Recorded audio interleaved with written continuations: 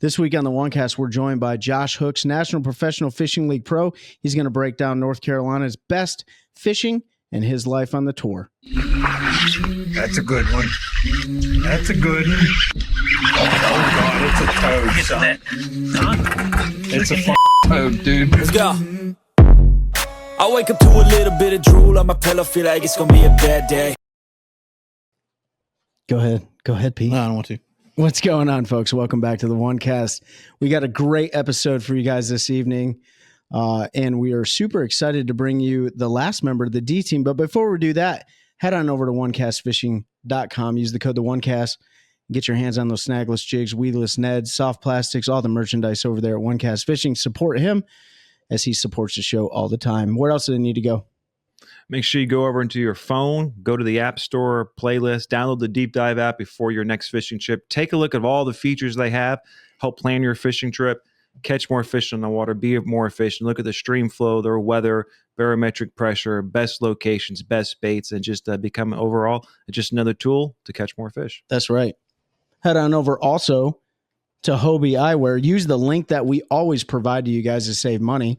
HobieEyewear.com is providing you with all the great sunglasses, to include the new Hull float frame, which is 100% upcycled kayak plastic, environmentally friendly. So head on over, use our link, save a bunch of money, get your hands on those floating frames. You're not going to be disappointed. And then also head on over to CarolinaWatersNC.com.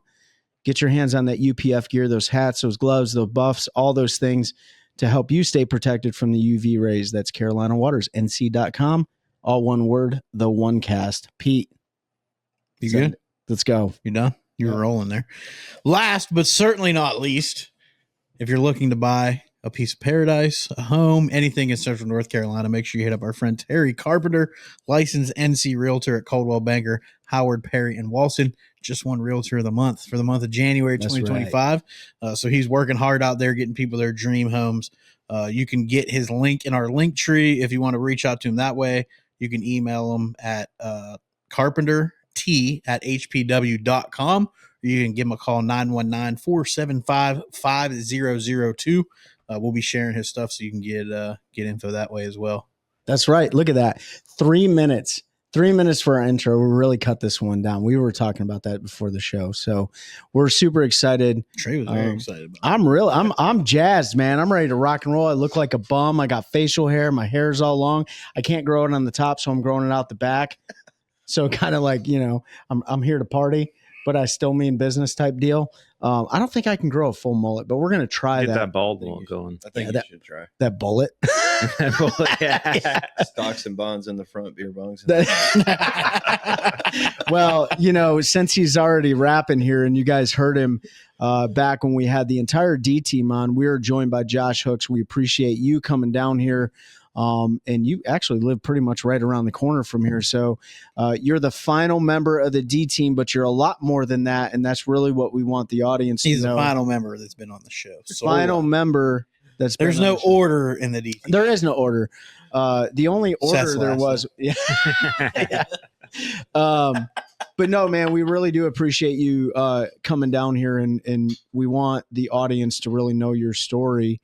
And so unless anybody's got anything, Josh, if you want to take it away, man, like give the audience your story, where you're from and how you came to be where you are today. Yeah, I actually grew up on Jordan Lake, like we were talking about before, in the back of Beaver Creek, and that's what, I still live on the same road. I bought some land, built a house out there, me and my wife and my daughter, Paisley.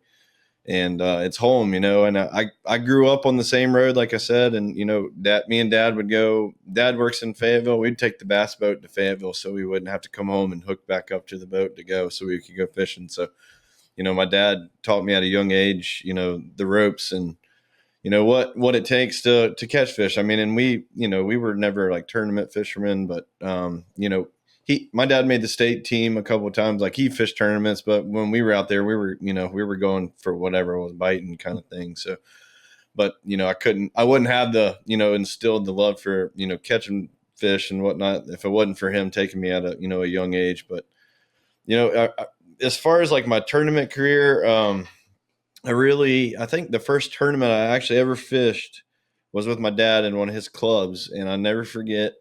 This is kind of a funny but embarrassing story. There was a turtle in the water. We were at Car Lake, and I had thrown my spinnerbait over by the turtle, and I told my dad, I said, "Dad, I think that turtle's going to bite my bait." And he was like, "Boy, just reel it in, you know." Well, the turtle disappears, and my line's going this way, and I'm reeling, and all of a sudden the fish jumps. It was like a Car Lake special, 2.5, 2.5 pounds. yeah, 2.5 pound. And I thought it was a turtle the whole time. I wasn't paying attention, and he saw the fish jump, and he was like, "You got a bass, reeled in." And come to find out that day, it was like a cold day. I would have won their club tournament with that one fish. Whoa. And I thought it was a turtle the whole time. Did it come off? No, I got it. But see, I wasn't in the club. I was just fishing.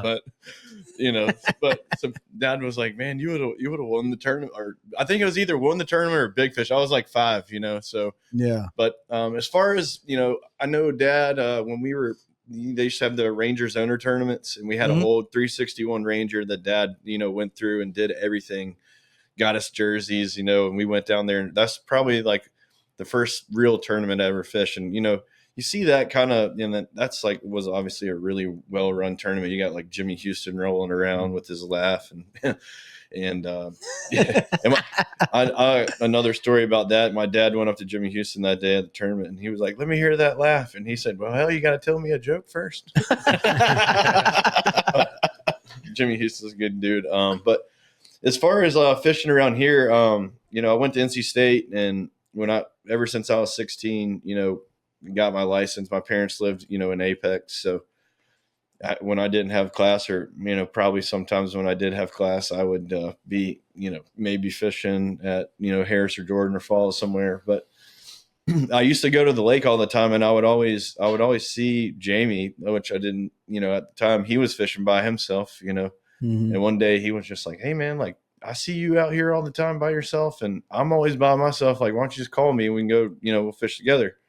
So like that's really what happened. And me and him obviously have been successful around here, and that dude's a hell of a fisherman and a hell of a friend. Just a good person. A lot of people think he's a jerk, but he's actually really nice. No. Well, I mean, when you're competing against, I think when you judge somebody when you're competing against them, that's the wrong time to judge them, because every one of us has a different level of competitiveness to us. I think I can be pretty friendly, but I still want to beat the brakes off from you, and you could be my best friend while we're out on the water. Oh, for sure. Yeah, we're all out there for blood, But yeah, I mean, that's kind of how I started fishing tournaments. And then obviously, I fished a bunch with Tyler recently and had some success. But I just really like to fish. People are always like, why do you do this? And I'd be lying if I just like to fish. Like, I don't know. I like to outsmart those little smart jokers. And sometimes it's, a little bit more challenging than, because, most people you see, they're like, "Oh, you're a fisherman. Like you throw the cork in the worm." That's what everybody thinks. Yeah. You must be getting hammered on your boat. That was somebody I work with asked if I would take them fishing, and I was like, "Yeah." And they were like, "You got beer, right?" And I was like, "No, bro, it ain't like that, bud. I might not be your guy." It turns into a chess match. It's crazy how those little green fish with miniature brains are so frustrating for us to catch. But they're like crack. Yes. And you just want to keep catching them. Yeah. And they don't even fight that good compared to other fish. Yeah. I think it's the challenge more than anything. Stripers fight. Yeah. I caught plenty of those at Murray. That was fun. Yeah. Like I would take, if I had to pick, I would take 40 3-pound smallmouth over 6-pound largemouth. Yeah. A smallmouth pulls 3 times as hard. That's what I mean. Like in the bass world, they're not the hardest fighting bass. No, spots fight hard. Largemouth give you a good couple seconds, and then they kind of give up. But nobody eats top water like a largemouth. No. But nobody does. So I got to ask: did your dad grow up in Apex and like in this area? So was he here when they filled the lake? Yeah. So my he's dad got all that. Yeah. So I mean, and like the road I live on is a logging road. That they carried trees out. Okay. But yeah, Dad. I mean, I can remember going to the lake with Dad when the road to Avon Ferry ramp at Harris was dirt, Okay. And my dad would go so slow because he had that boat that he had just redone. Didn't want to kick no rocks up. Well, no, we would get almost to the ramp, and here would come somebody from like the game land running like 80, and he would be like, so then we would start coming over to Cross Point, even though it was a longer drive. Really, he'd go the back way just because the dirt road wasn't as long, and but see, there used to be nobody at the lakes really. I mean, back in the day. Now you're It's going to packed. get ran over. I almost wonder if anybody has a job. No, it's crazy. Like, I mean, we fished the Wednesday nighters. I ran them for many years, and it's just like you go out there and like, yeah, we have our 10 or 12 guys that usually fish, but there's like 30 other. 60 wakeboard boats out there, and like that's not a big enough lake for wakeboards. Yeah. The lake It's a little lights are always sketchy. the issue. So when you were growing up, your dad would take you fishing. Are you an only child? No, I actually have a younger brother Okay. and a sister that's 3 years younger or 2.5 years younger than me. My brother's 9 years younger than me. Do they have the fishing bug? Me and my brother just went to Jordan crappie fishing Sunday.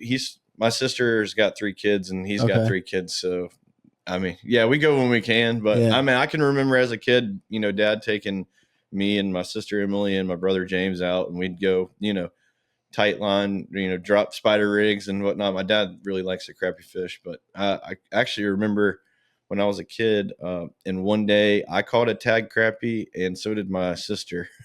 No kidding. Yeah, On and, Jordan? Isn't that worth money? Yeah, I think I got like $25 and a hat or something. Yeah. And That's cool. I think my sister's was like $50. Yeah, and I back in think- those days, you could actually fill your car up with $25. Yeah. And have some left over. Yeah, Yeah. Get a And stick get of a honey gum. bun. Yeah, honey bun. a honey bun. now you're better off just lighting it on fire and watching it. Yeah. So you got some siblings, and did they stay local after graduation and everything? So my sister actually moved to the mountains. My grandma, who just passed away, she lives West Jefferson area, and she actually just moved into her house. Actually, I think last weekend. So, but yeah, we've always gone up to West Jefferson. Kelly Barefoot actually, Catch Outdoors. Oh yeah, yeah. He actually has a place literally 2 doors down Oh, that's from cool. my grandma, where my grandma lived. I actually have a funny story about that. Kelly calls me one day and was like, "Hey man," he was like, "You would never believe who I just saw." And he was like, "I just bought this place in the mountains." He's like, "My driveway is like a 45-degree incline." He's like, "I get a knock on the door, and it's this old lady with a magazine, and it has your face on the front of it." And she says, I heard you like to fish. I just wanted to show you my grandson." and he said, "How did you get up here?" And she said, "Well, I just walked." And she like literally the driveway was straight up. And I went to Kelly's not long ago. You got to like get a running start in the car to get up there. And my grandma was up there on his She just humped it up there. Yeah, and like literally walked right back to her house. And he was trying to take her home. She's like, "No, I'm fine." But small world, when the fishing world is a big, big community, and it's crazy to see. Like, I was in Arkansas in college, and some dude was like, "Yeah, man, I used to live down the street from your dad, and I went to state, and I heard that y'all were fishing." I mean, it's just crazy how these people get put in your path, kind of thing.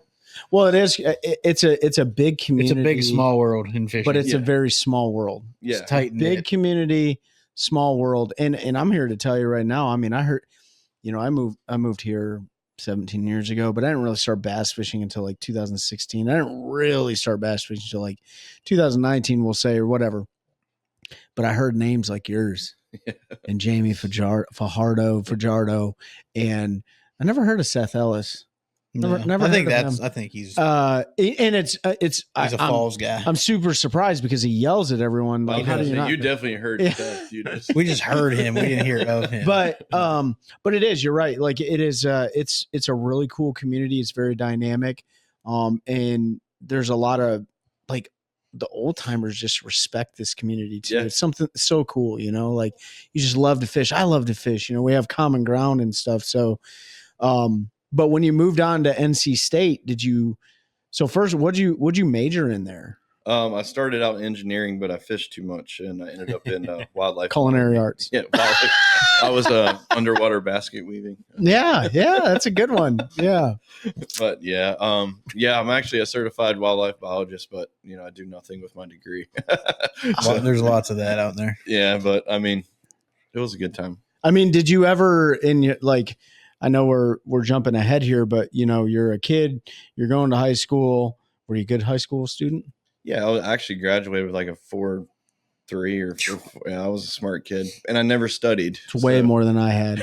Yeah. C's get degrees, dicks. C's you get know. degrees. And I used to be into baseball and stuff. Okay. I actually just filled out our angler profile for the NPFL, and they're like random fact that no one know about you. And I literally broke my same hand on the same drill on my birthday during baseball tryouts 2 years in a row. And I was like, I think I'm done with this. Yeah. Yeah, that wasn't a sign. There's no third time's a charm And there. You broke your hand I- pitching? No, I played middle infield, and they always did that. Like, we'd just line up at second base, they hit the bloop over first base kind of drill. And both times I would catch it and my hand would roll and it snapped. It broke my bone right there in my hand twice, 2 times in a row. Does it hurt when you set the hook? Nah. Oh, okay. Nah. That's I'm all good. that matters. Yeah, I mean, they hooked me up. My thumb might be a little smaller than the other one, but So It's my strong hand. so what you went to college, obviously. Did you fish for the state team? yeah, I actually didn't. No offense to the guys now, but we had a fishing team back then. Like we were good. But and I actually, one of my college roommates, me and him actually won the regional at Lake Erie in 2000, I think it was 9 or 10, maybe 2009. But yeah, we won. I'll never forget. That's the first big check I got to hold up. It was $10,000, and that was back in the day when we had to give 10% back to the school. Oh, now really? now they, and now there's not obviously that much money in it either. Yeah. But Isn't it mostly scholarships now too? I think it There's is. a lot of which is scholarships, cool. yeah. I mean, because we all went and bought debt finders and stuff we didn't really need. Beer. But, yeah, Beer. I honestly think I bought a HDS 10 with my because we had to give 10% back to school, and then I think we had some stuff in the club that needed to be new scales, that kind of stuff. I think we ended up donating to some of that, but I think really that was when side scan had just come out, and I was like, I got some money, Dude, I didn't even know anything about bass fishing at that time that you're Yeah. talking about. Yeah. and that was at Lake Erie, and that's when I love catching smallmouth, and I don't get to do it a lot, but Sure. I'll never forget. Like every time you drop it down, we were just drifting on these channel edges. There's a zebra mussel bar, and the waves were so big, you go up. And here you got to work your ass off to get a bite. You're skipping underneath the bushes, throwing something by it. I'm just sitting there, throwing it out there, it hits the bottom. And no, you don't even have to do anything. You just hold it there. The wave goes up, and you go down, and it just keeps pulling down. And you're like, damn, this is easy, So I fell in love with it because they're not the smartest, but they can be. Yeah. It happened to me this year. They vanish on you. But I never forget the captain that we had or whatever, because they used to do it when whoever didn't make the last day of I think it was at that point it was the Stren or something I Yeah. think it was Yep. Stren, yeah. but they would take out us, and they couldn't help us or anything. We would just more or less have to point and say, hey, we want to go over there, kind of thing. But I just never forget that guy was a guide on the lake, and he was like, man, he's like, yeah, you guys picked a pretty good spot here, kind of thing. He was like, I was like, how does it feel to catch a 5? That's what I've always wanted to do. And, because we had a bunch of 2 3/4 3-pounders. And then I set the hook, and that thing just dogged me for 10 seconds. Would never. And all of a sudden it just got slack. And he's like, that's a 5. And then all of a sudden it jumps out of the next wave over. And the thing's eye level with me. And I'm like, holy crap, shit. And once I saw that too, I was like, man, I got to get and I haven't been back since, but we did get to go to Saginaw this year. And I told all the guys at the house, I was like, I don't care how rough it is. He's like, I'm going I'm smallmouth going. fishing. I was like, I will find somewhere where the wind ain't blowing. I'm going. And, I was lucky enough to, the last day, like I said, my smallmouth disappeared, but I was lucky enough to go out the last day in 7th place, and, just unfortunate events. Yeah. You're gonna love the St. Lawrence this year. Oh yeah, you will. Yeah, and luckily that place is not so heavily Lasco dependent. I mean, I feel like you can catch them there a lot of different ways. So, Yeah. That's a, because I never got to, I guess I still can go outside of NPFL, but I've never got to go down there and just murder the 5-pounders. Like it seems like it's so easy they do. Yeah. I think you guys will have a great time not using scope out there. It's a great place to just do it. Yeah. And there is, there's some mystique, some mystery when you throw that little drop shot out there or whatever, what's going to be on the other end of the line. So I think it'll be fun. But I wanted to ask you, that's something we never really talked about on this show was like college fishing. And I was just kind of curious, like when you got into NC State, how does it work? Do you have like a coach? Or like how did they do it? So it was a club sport, obviously. Nowadays, like one of the kids that bought the first Phoenix I owned, he's at Carson Newman, and like he got a legit scholarship, and it's like it's like a full ride academic deal. I'm pretty sure. Yeah, there's some schools that are doing it now, like I know Alabama, Bethel, Carson Newman, Dallas Baptist, like a lot of those schools. Okay. And then your other big, like, well-known fishing schools. Yeah. Montevallo. Yeah. A couple of them. But yeah, I mean, like when we did, I mean, we had to have a teacher. That's what I'm saying. Like yeah. How did that work? Like we had to have it's your sponsor. Yeah. Like your club lead. But I mean, he didn't come, like, it wasn't. He didn't teach you how to flip and pitch and skip we had tie like knots. Chad Craven on our team and like people like Alex Freeman, we were all good fishermen, before we got there, which made it fun. I mean, because we were, pretty lucrative. But I mean, it was best. I mean, traveling the country, like on the school's dime, like fishing, like tournaments. Yeah. Like you're like, dude, like this is That's why legit. I came to college. I didn't even know that was a thing in college. Yeah, this is why I had to do a victory lap because I like to fish too much. And what happened? So yeah, it is what it is. So you got to use all the school's equipment. So no, we had a school boat, and that's a story I probably won't get into much. Why not? Because the said coach was able to get a boat through Ranger at cost, and it was supposed to be, he basically had like a pro deal, but for our team. But somehow he kept it. When it got to when we were traveling, we got to use our old raggedy pieces of shit boats, and his nice one sat in his garage. Where's the silver lining in that though? Like using, well, I mean, ask yourself, like, do you look back and like you got stuck with that POS boat? Like you probably learned a lot. Oh yeah. I learned how to work on shit. That's for sure. Why you always gotta be so positive? Well, You because can't just let a guy be upset. gotta He didn't get to fish out of that stuff. nice new Ranger. Trey's like, yeah, but positively thinking, you Well, got to learn how to work on a boat that was broke down all the time. I mean, could have spent more time fishing. Yeah. true. And I mean, I'm not going to lie. Like, I was in a boat wreck in college. Let's talk about that. What happened? Did you go flying out of a boat in college? Oh yeah. Hey, I did that. I wasn't driving. Was it a bass cat? Yes. Oh, you guys are. Well, now you guys are. We're like bass Twinsies. cat blood brothers. Yeah. I mean, it was something that was completely avoidable, but You'll have just that. somebody It happens. that went from a 17-foot boat to a big one, just lost control. And We're not bashing bass cat boats, by the way, people. So don't send them clips. But You bass gotta know cat how to drive boats, them. if you talk to people that have run them a long time, if you know how to run them, they're the smoothest riding boats in the world. Yeah, But if you're not comfortable with them, and I've talked to a lot of folks that have run them and have run other boats, and they're like, I just never could figure it out.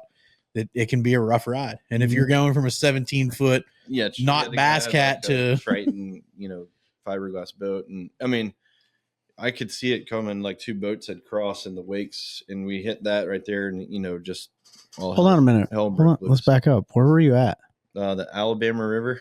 Okay. I was fishing the Bassmaster National Championship for college, and we were having our meeting on the riverboat, so it was cool. It was legit, and the ramp was, I don't know, maybe 2 miles up there. I mean, basically it was docked out the other side of the bridge, and the ramp was on the other side of the bridge. Yeah.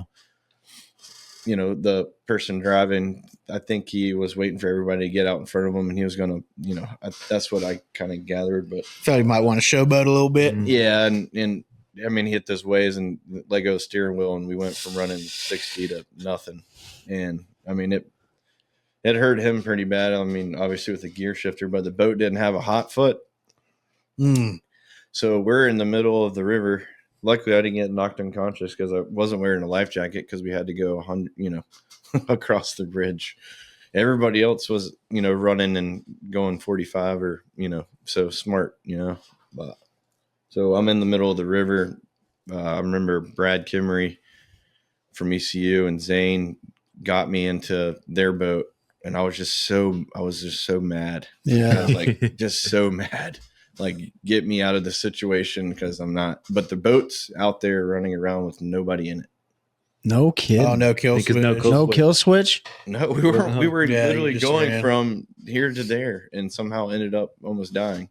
Yeah. But the boat's just out there doing hot laps, and it keeps getting closer and closer to the bank. And it finally hit. When it hit, dude, it blew like the pressure. That's one thing I'll give Basscats. They built a boat because that thing hit thing in that. Kadoosh. It was blowing leaves off the trees. Yeah.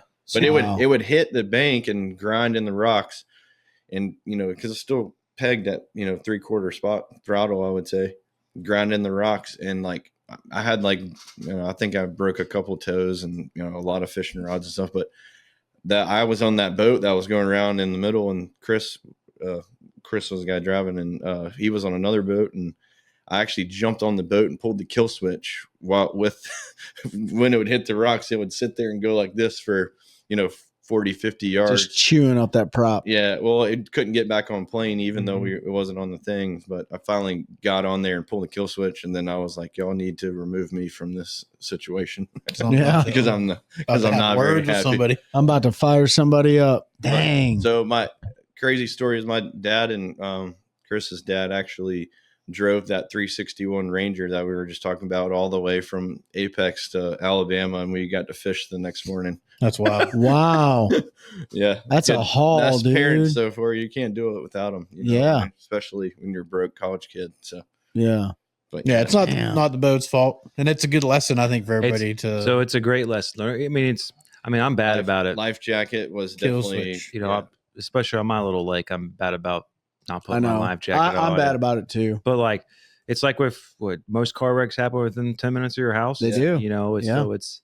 I mean, that's why we weren't wearing a life jacket, because it was like, how could we go from here to How there? How can anything go wrong? I think we've all done it. I mean, I've gotten way better. I never don't wear mine, even when I'm with Trey. He doesn't put his on. I always have mine, and that was before my experience. But Yeah. it was just I mean, you just never know. No. And a lot of times it's not even you're doing. It's No. I mean, you can be an idiot. Yep. In the lake or not And- paying attention. And these tournament trails, even the regional ones around here, they don't play. No, that's what I was going to say. Now when I They'll go cut fishing, you. I feel like I'm naked without my life jacket, because if you even crank your boat without it, kill switch and thing buckled, they'll.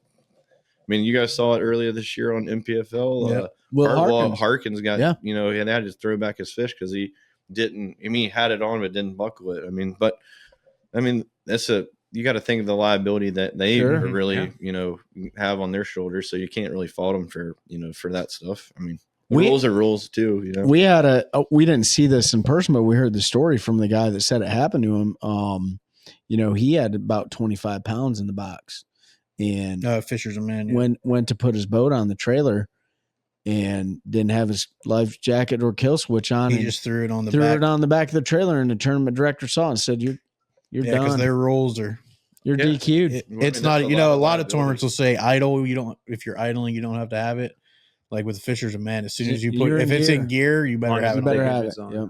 Yeah, I think that's our rules. If it's Yeah, in If gear. it's in gear. Because it is kind of hard to get around the dock and stuff without Sure. because you got your boat running, that kind of stuff warming it up. But Yep. I mean it's a rule that I think needs to be there, obviously, because of stupid stuff like We all get complacent. Like Yeah. you said, you're running not even a half mile. You think this ain't no big deal. We're gonna be and just fine. we go to Harrison Funfish or something, it's like, I mean, I really started wearing it here Yeah. because of the wake boats, man. Yeah, Especially like Harris, because that place turns into a daggone washing machine. It does. You run up that Carry Branch where all them wakeboards Yep. hang up. You better hold. I don't know why they go to go up the Carry Branch. I know. Because they Rolling got it the up. shallow flats up there.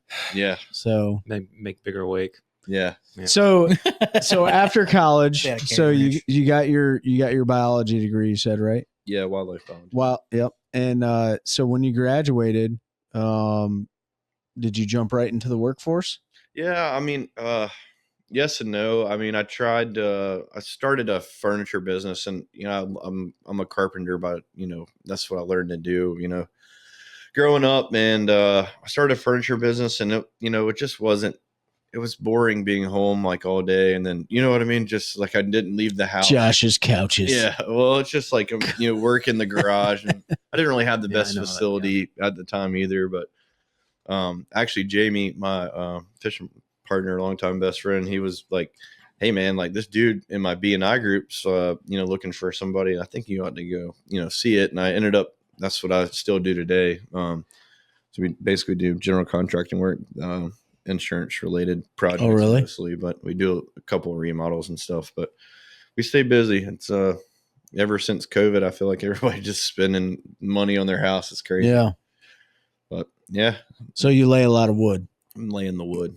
Okay. That's good. I mean, people pay. Yeah. I mean, there's a lot of stuff that I can do, but I choose not to do. Like if it comes to like remodeling a bathroom or something like that, I'm like, look, man, Yeah, I ain't doing that. I And don't everybody- want to do that. Yeah, and it's not. It's you not know, for everybody, right? That's just not. And there's Yeah. Like in a bathroom. those don't there's- look like what is it, 16 or whatever, 12, what 24 on I center? wish they would 16. turn around and show how you framed around that light fixture. That was Trey. That was all Trey. You're Yeah. welcome. It's good work, isn't it? That's why he You does like not that. do that. There's airflow in there for a reason, Yeah, in case somebody has to pass He gas. tightened it up a little bit Yeah. mid light on this one, Yeah. but Well, this one, because the airflow goes like this. we also wanted to make sure not to go tight to the, Yeah. the existing walls because we wanted to make sure the cold air. You very know, if we would put up some insulation, it'd get warmer in here. It's very modular, Ben. Yeah. It's very modular. Problem is the summertime would be a sauna. What Yeah. the one question I've had since you Yeah. built this is why do we have two studs that are 3 inches apart and the rest are like 37? So we could on hang up center? that extension Was that what it was strip. for? Yeah. So the intent behind that was the reality is, see, the car handled real good. I don't know what to do with my hand. It actually worked out But it perfect. kind of does work out. It did. It worked out perfect. No, I He's like, okay, stop talking about my car. dude, blue. I mean, like, listen, You did a great job on the door framing. Though. yeah, it's called a It's door. square. It opens. a It door. closes. Like I did vertical construction, but it's a 6.5 week training thing I can throw up like some rooms for us to sleep in. Yeah. You know what I'm saying? I'm not building a house. I would sleep in here. We're not going for. We're not. Yeah, I'm gonna burn it down when I'm done with it. You know what I mean? So I'm gonna It just. does look like a bunch of deployment buildings in here. Well, Let's like, be dude, the real. first, He built it to spec. the first. This is mill spec. Yes. Here's 12 2x4s. Good luck. Hey, full disclosure, I'll give you a little bit of inside baseball. The first vertical construction that I ever did was 33 individual rooms inside of a clamshell where I had to take the 3/4 inch plywood and cut it so it formed around the clamshells, and then take 550 cord and run it from each end to pull tension to keep the walls up, and then frame out the rooms to put a little green cotton there. And then I built sliding doors, Nailed it. right? Done. And then you know what I did? I dug a giant hole with a 10K backhoe. I dumped it all in there, poured JP8 on it, and burnt the whole thing when I was done. Sick. You're welcome. Sounds like a Friday night. Yeah. at my house. Yeah. So All the scrap. I we don't just have piled those. up. I don't have those skills. You have, Gosh. Trey. You did a great job. Uh, I mean, I think it looks good. It hasn't fallen down while I've been here, so no, it's all looks good for my a house. lot of Gorilla Glue. We're like over uh, 2 years still standing strong. Yeah, we're good. We've had an earthquake in North Carolina. It survived. And Hurricane Helene. Yeah. We're Now good. we got Josh in here. So yeah, man. No. So Damn. so- half the D team's been do in you need here. another one? Are you good? Yeah, I'll have another one. I know you will. The only one that was scared to come was Cole. He didn't come to studio. He called him. Well, I mean, he's got. I don't want Excuses. I want He's results. trying to get me to buy his truck. Do you need one? No, I'm good still. I'm good. He's trying to get you to buy that Dodge. Yeah. And Zach called in, but he was in Oklahoma. Oh, no, he was in. He was. I in- want to buy that Dodge, but it's just not the right timing Mama said for- no. Well, it's just not the right timing for me. Yeah. got some other investments. And that's a nice truck. If anybody's looking, Cole Harris. It is. Check out. I'm not gonna lie. It's even got a probably sunroof. I hope Zach's listening. Zach Burrs, you sell that one? Did yours have a sunroof? He doesn't like sunroofs. Oh, he doesn't. I don't blame him. It's just another place for it to leak. Yeah, That's true. Yeah. That's true. We get suntans on the lake, not in the car. Yeah. You may not remember the whole sunroof conversation from Sure don't. yeah. No. That's for a Patreon episode. Yeah. There we go. What were you going to ask him? You don't remember? So, I asked him about his dad being there. Okay. That was the last question I had. So you moved on from college. You joined the workforce. That's what you're currently doing right now. Yeah, I'm a weekend warrior, I guess is what you call it. But Weekend warrior as far as a fisherman? Well, that's what the internet calls it. I mean, yeah. I mean, it's just. Well, I'm just saying. I still bust my ass. Monday through Friday. Luckily, my position, I kind of have freedom on. If I hit 40 hours, I usually do that on Thursdays. At some point during the day, my boss is cool enough to, it makes my phone's going to ring whether I'm working or not. So it's, Fridays was my day. I went and pre-fished or whatever. And, that's really, I fished, 2 days a week, usually Friday and Saturday. So when Seth came in here for the first time, as he was yelling at us, that one of the things that he explained, kind of how he got the local knowledge per se, he fished with his father-in-law before it was his father-in-law and fished with, fished with like with a bunch of locals. So for you being a local, and we'll get into the NPFL after this, but for you being a local, I mean, you can't go anywhere in the Piedmont region and people not know who Josh Hooks is. You just can't, right? Like you've taken a lot of people's money. And that sucks for them. The guy that dumps crawfish, right? Brush piles, yeah, or dumps crawfish on brush piles, right? So we'll talk about that. We can talk about that at some point. Yeah. So really, when you started getting into the tournament game, and it sounds like you got in with Jamie mostly, right? Yeah. How'd you guys get so good on these lakes? And I'll be honest with you, like I tell everybody, man, it's just time on the water is not replaceable. I mean, I don't care if you're lucky. You can be lucky because, I love Jamie to death, but that son of a gun is lucky. He's got the golden horseshoe.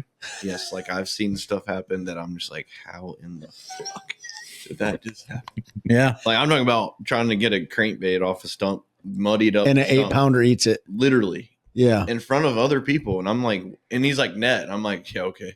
And then he's like, no, for real, net. I'm like, dude, you're stuck on the bottom.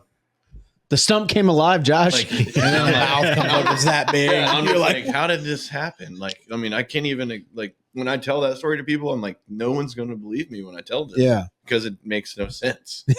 Like, yeah. But, when I didn't have work or, when I fished, I learned, and obviously it's, good to know people. I've lived here my whole life, both sides of my family are actually from Apex. Like my grandfather built the first baseball field in Apex. Oh, wow. So, I've been around this area for a long time. So, I don't remember, there's certain places I remember fishing with my dad growing up, but a lot of times like, we used to have like this fish used to school at Harris. Like you put it at the ramp and you catch them all the way to the bridge. Yep. And just flow with the wind. Same with Jordan, like the stripers and the bass would school in the S terms. And you go there after work and we'd just catch 100 stripers and hybrids and bass. So it's like, we never really like fished, but the obvious stuff, which, to be honest with you, Jordan, most of the community holes are like the places I grew up fishing. Yeah. And they're community holes because there's fish on them. And, yeah. A lot of people think I have sneaky stuff everywhere, and I got a couple places here and there, but we fish community holes. Yeah. And they're that for a reason. And it's a lot of it's rotation, and you know what I mean? Like knowing when you need to be here and knowing when you don't need to be there, and sure, fishing around all the idiots and the bent pole bitters. And there was one community hole that was a community hole, but it was like a little bit secret until MLF came here and somebody sat there with a crankbait and caught like 3,000 fish. And now, now you got to get that hole first. And that place has won me a lot of money. Yeah. Me I've cashed a few checks off of that. So. Yeah. But it's just, I tell that to people all the time. I feel like I'm a good fisherman, but nothing nothing learns you more than Yeah. being out there and having those days where you don't get a damn bite. Oh, you learn a lot more that I mean, way. yeah, because then you go out there, and that's like, Jordan is a lake where you can go out there and not get a bite and go do the same exact shit the next day and catch 30. I know. Yep.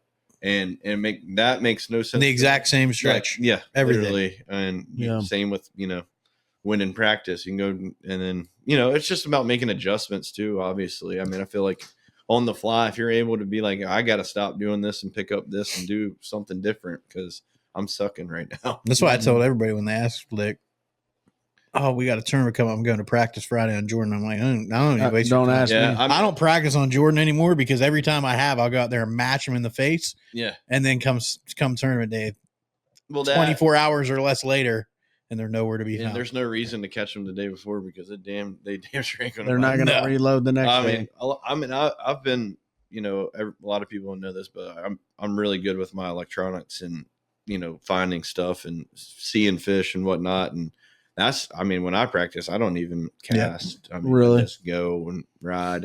See where they're at, how they're setting up. Yep. And like Jordan's not a good lake to really like, Yeah. because Jordan, like there could be 100 of them up there and you can't see them. I mean, they're just like Too buried much stuff. and they're just like buried. I feel like they're like they're buried bottom. in the mud. They get in the bottom there. Yeah. It's why like we've all talked about, we don't think Jordan's a great live scope lake. no, It's No. Because No. It's you can live scope structure on it.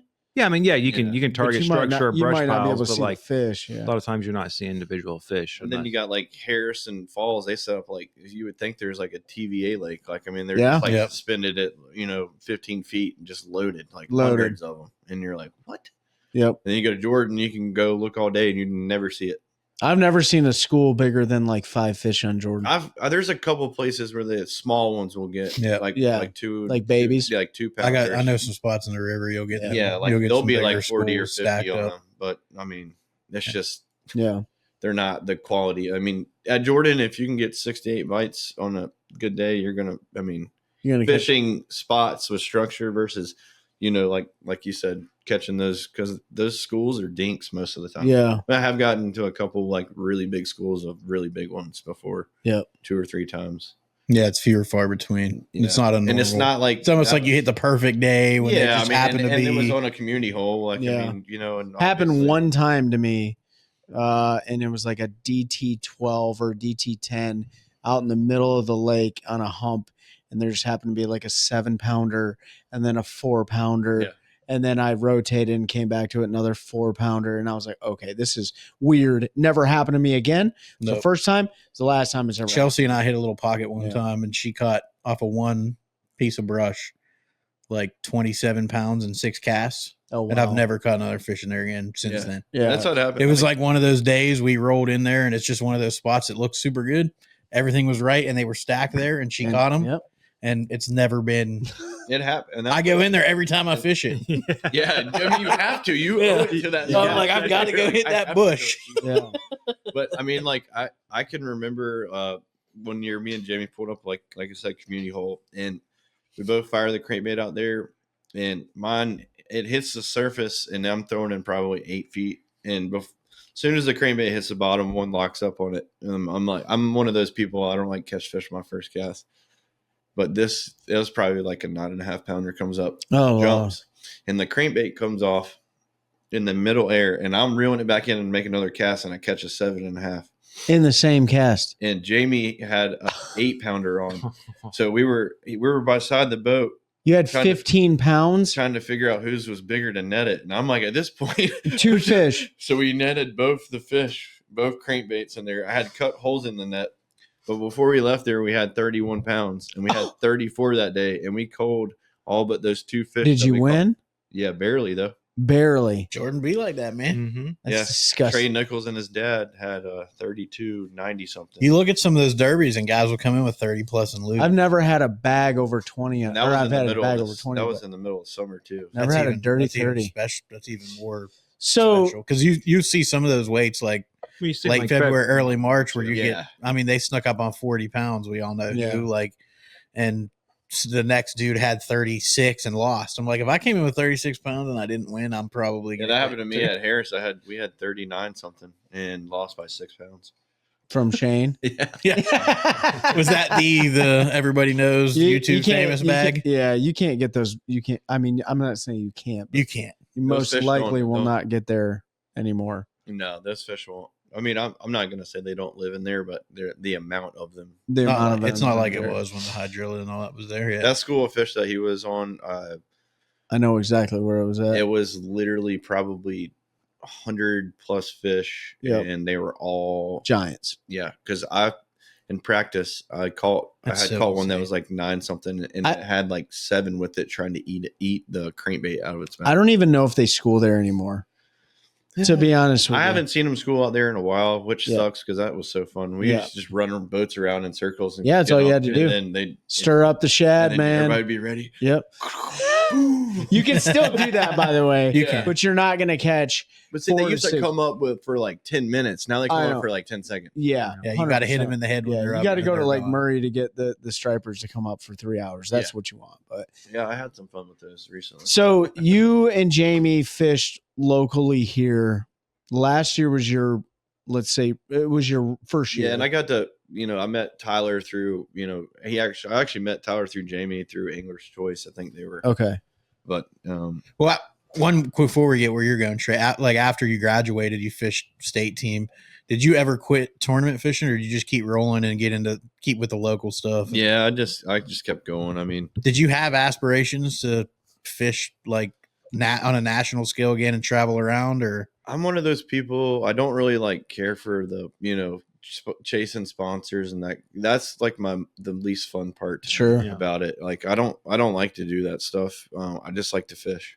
Yeah. I mean, so, and you got, and I know obviously, obviously it shows, like, because I mean, my sponsors that I have are great, but I don't have any big names because I don't know how to do that stuff. You know what I mean? It's just something I, was never, not real tech savvy, I guess. I go to work, and if I get off and I have time to go fishing, I go fishing. Yeah. Yeah, that instead of making phone calls. And, yeah, I mean, it's that part of it is really, honestly, is very I don't like it at all. Yeah. It's just weird, Not attractive. awkward. I wish, I tell the guys all the time, I just wish I was like rich as hell, and I could just put like my face on the side, Like me. You could just milliken it. Yeah. Josh, is that a cougar in the boat? It Damn is. right, it's a Wasn't cougar that in the boat. that was Milligan did that his first Yeah. wrap. He just had Yeah. the line, and Yeah. because he didn't need same deal. He was Yeah. obviously in a position none of us are in financially, but Yeah. yeah, I would love to do the same thing. I mean, it's just because it, and like, it makes it stressful when you got to chase sponsors and stuff. You get up, you work with something for so long, and then it's a dead end road, or you know what I mean. It's just it's a lot of work that you put into it, and I don't miss that part of it. Is honestly why I probably didn't pursue it, quicker than I did, or sooner, Yeah. I should say. But I kind of saw the NPFL going, because I got invited, obviously, and then it's just one of those things that like I didn't do it, and then I regretted it, and then I was, you know what I mean? I was, Yeah. I got to do it. Like, So did you get invited before last year? no, So this was the first invite. yeah. So I mean, I'm just saying, like, I Yeah. at that point, it's just like, do I, like, How do I turn this down? Yeah, this might Yeah. be my only chance, like, Sure. to do it. And I kind of saw how people were getting sick at other leagues and Yep. doing stuff, and not to say one's better than the other, but I saw the writing on the wall. Like, if I don't get in this now, like, 2 years, NPFL might have a feeder system where I'm gonna have to go fish 9 tournaments to qualify for it. You know what I Sure. mean? So it's Yeah. like, financially, it was the easiest decision to jump into it, because of the fact that I could do it, really. Mhm. Sure. Realistically. But I mean, I'm glad I did. I mean, this year was a blast. I mean, as far as meeting people and whatnot, and I mean, it's cool. Like, roll it to the weigh-in check-in line in the morning. It's like David Fritz, and I'm like, Yeah. I'm like, this is David Yeah. Fritz. Yeah. Like, that's cool. Like, I mean, that was like one of my like dad's like favorite fishermen Yeah. growing up. Yeah. So it's like, and like, he's chilling there. Yeah. And he's got like 22 crankbaits tied on. And I know. he's kinda like, Because he knows he's going to lose all of them because they snag on everything. Yeah, I'm just kidding. snag the old snag I love Fritz sides, man. but Well- yeah, I mean, it's just cool to, the environment, that the NPFL has, obviously, is. too. It's like legit. And, my buddies, my boys, my D team, guys. Like it's a time. Like we have a blast, and that's what makes it fun. Who's your so? I think a pretty staple question that a lot of anglers get asked is, obviously you grew up fishing, you grew up multi-species fishing, and then you fish bass, competitive bass tournaments in college and stuff. But as you were growing up, was there a bass angler that was like your dude? I mean, I was always like I'm loyal to my North Carolina people, but Hank I was Parker. like I was a Hank, like and he's a South Carolina guy, Sure. right? But He's still in Carolinas. the Jimmy Houston, the Hank Parker, like those guys. But I mean, obviously, I can remember my dad talking about the Lexington Mafia back in the day, and it was like David Fritz, Gerald Beck, and was it maybe David Wright? I think it was right. It was But I just remember Dad saying like, if you showed up to High Rock or like the Mafia, like those dudes were gonna kill you. Good luck. They were gonna like figuratively, yeah. And I mean, but obviously we all grew up in an era or two, or I mean, give or take, but KVD was like, man, like I mean, and he was so good, and he made it look so easy. And I mean, I can remember when he was like the Red River, Lay Lake, when he was like bombing that trap, and I'm just like, dude, like this guy's just fishing in the middle of like nowhere. He made every angler in Michigan look bad. Yes. Yeah. It's because you were compared to him. Oh, 1,000%. Yeah. You're like, this guy lives down the road and he like catches giant. Yeah. But he made like it there's a easy. reason why we're mowing your lawn while you're fishing. And he did it in ways other people weren't doing it. Yeah. I mean, he was just burning spinner baits and burning crankbaits and burning a trap and jerk baits. Working that jerk bait fast. Yeah. He took all that stuff he learned fishing St. Clair and the Detroit River and that stuff up north. And he went, I think you can catch largemouth doing this. And he went and did it, and he mashed everything. And he was one of the first guys who mastered the electronics. That too. It was. He got a lot of hate for that too. I remember, when we're not going to get into the whole live scope thing. Humminbird back then. And that was it. Like he was the first one to really master side imaging. And I remember dudes wanting to see him kicked out of bass fishing because he could only catch them because of his electronics. Oh, and I'm like, man, didn't this come full circle that again? Was like already later in his career. Like that time Simon. Yeah, I mean, he would have been. The Wheeler's facing the same. There's a lot of people. Patrick, we've heard it from Patrick. KVD was like early 90s, 90, 91, 89, something like that when he first came out. Yeah, his real run when he was winning all the classes and everything were like early 2000s, early mid. So side imaging came out like 2005. 05, so it was right in that time. And he had it before the public had it because he had a relationship with Humminbird and people knew this new tech was coming. And I mean, he was probably testing it out. Side imaging is going to destroy our fisheries. There ain't going to be no fish left. Well, KVD ain't sitting in this room, so yeah. But those are your era dudes. Yeah, I mean, so you had the Lexington Mafia, you had KVD. Yeah, I mean, I guess I like how a kid you like what your dad likes. For sure. But like my dad was a Denny Brower. You know what I mean? Mm-hmm. I mean, that dude was like shallow water fisherman. Yeah. I mean, Jimmy Houston, like I said, I mean, obviously Larry Nixon. Ken Cook. I remember Dad talking about him a bunch. But yeah, I mean, I never really have like, I mean, that's the thing about fishing is like everybody fishes so much. Like everybody fishes different. They used to. Like, except for those minnerpingers. Hey, come on with it, man. Seth, no. But you know what I mean? Like, it's hard to, I wouldn't say that I didn't have like a fanboy club for one of them. I just like to fish. Whoever was catching the most fish that week, that's who I liked.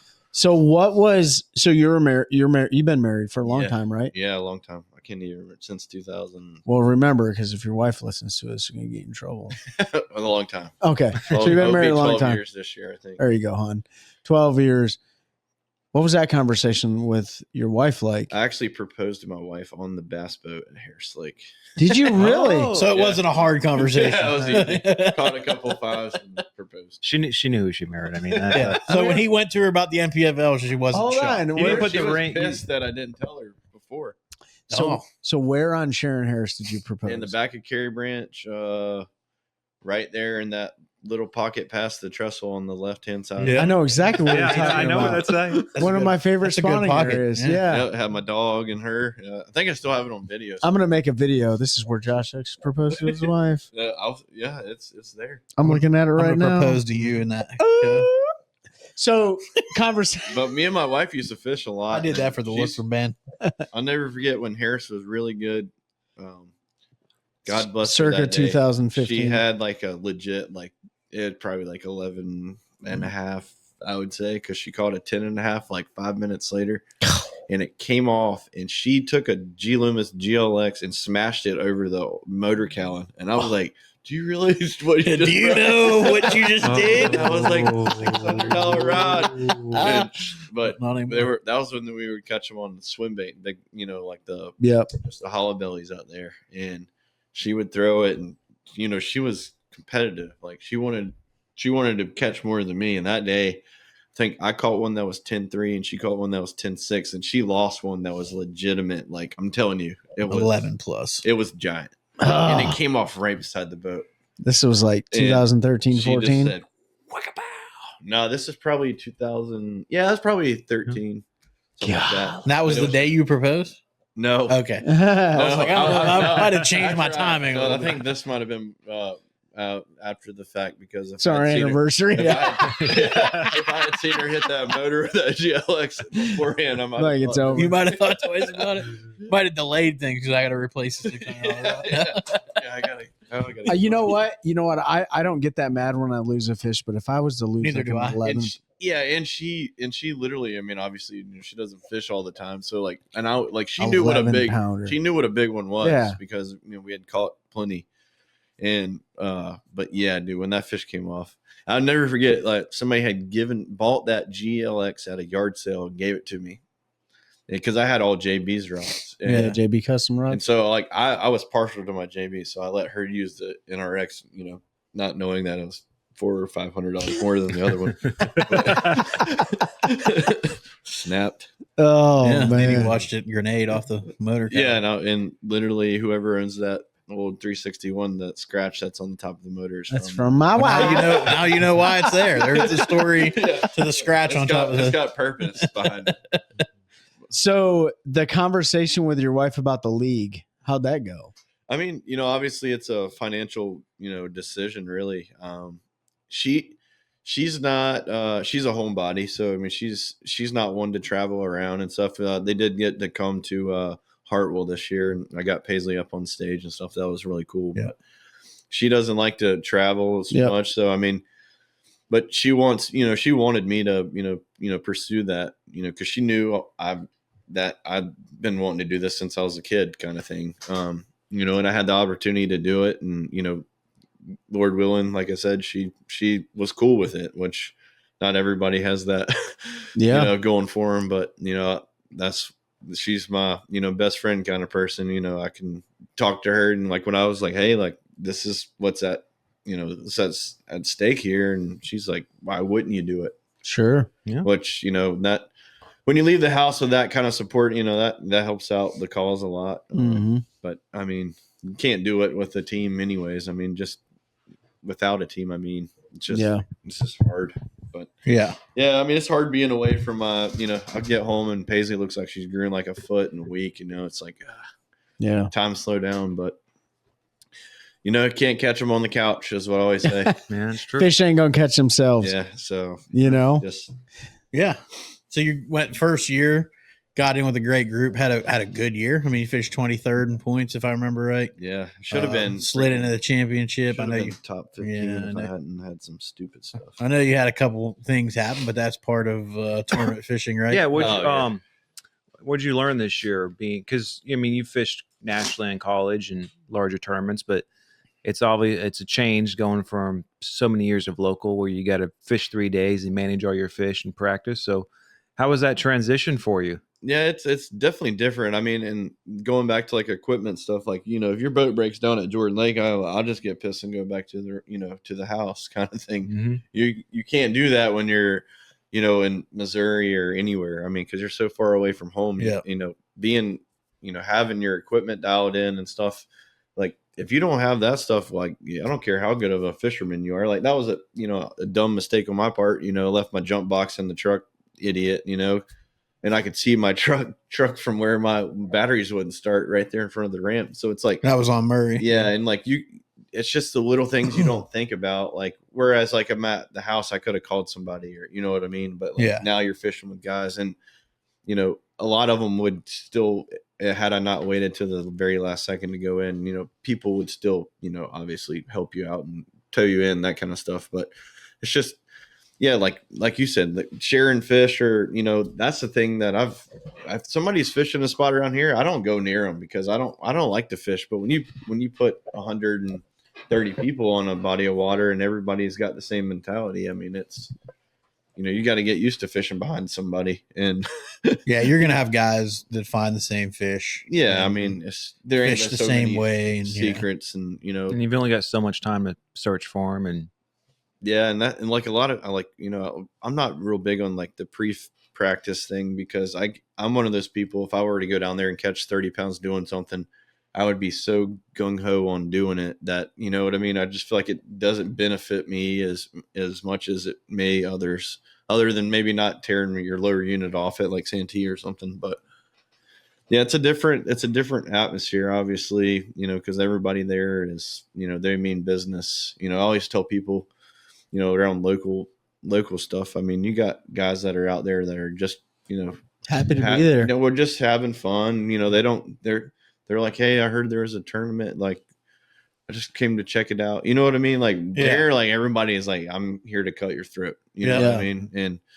And because of that, I mean, growing up, you know, like I said, you got your Billy Bledsoes and stuff around here that, like, when they show up, like in the springtime, they're gonna kick your ass. Like, you gotta learn to be better, and you know, maybe you can kick his ass once or twice. You know what I mean? But like those guys that are good at their games, like they're, you know what I mean? If it's lines up in there, like you're gonna have to catch 25 to 30 pounds, because they're going to every time.